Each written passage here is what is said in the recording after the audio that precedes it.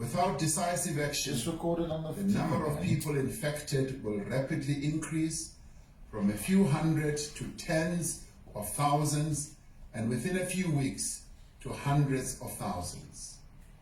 This is extremely dangerous for a population like ours, which has a large number of people with suppressed immunity because of HIV and TB, and high levels of poverty and malnutrition.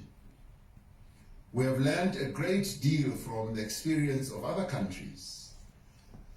Those countries that have acted swiftly and dramatically have been far more effective in controlling the spread of the disease. As a consequence, the National Coronavirus Command Council has decided to enforce a nationwide lockdown for 21 days with effect from midnight on Thursday, the 26th of March. This is a decisive measure to save lives of South Africans from infection and save the lives of hundreds of thousands of our people.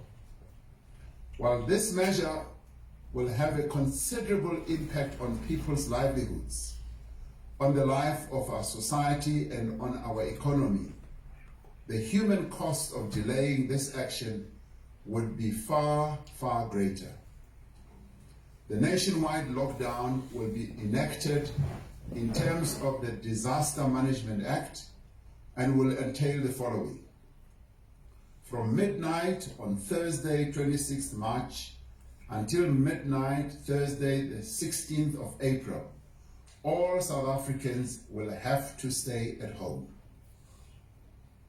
The categories of people who will be exempted from this lockdown are the following: health workers in the public and private sectors, emergency personnel, those in security services such as the police, traffic officers, military medical personnel, soldiers, and other persons necessary for our response to the pandemic.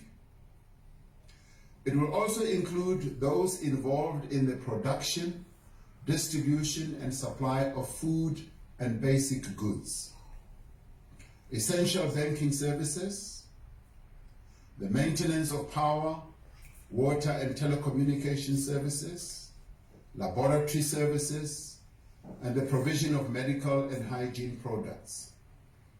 A full list of essential personnel will be published in due course. Individuals will not be allowed to leave their homes except under strictly controlled circumstances, such as to seek medical care, buy food, medicine and other supplies, or collect a social grant. Temporary shelters that meet the necessary hygiene standards will be identified for homeless people. Sites are also being identified for quarantine and self-isolation for people who cannot self-isolate at home.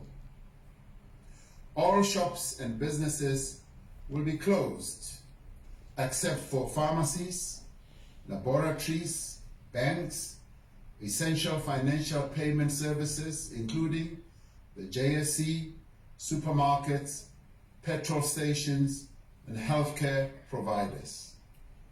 Companies that are essential to the production and transportation of food, basic goods, and medical supplies will remain open. We will publish a full list of the categories of businesses that should remain open.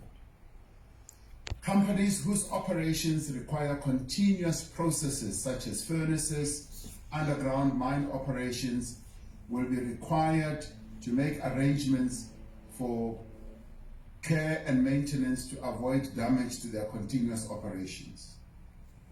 Firms that are able to continue their operations remotely should do so. Provision will be made for essential transport services to continue, including transport for essential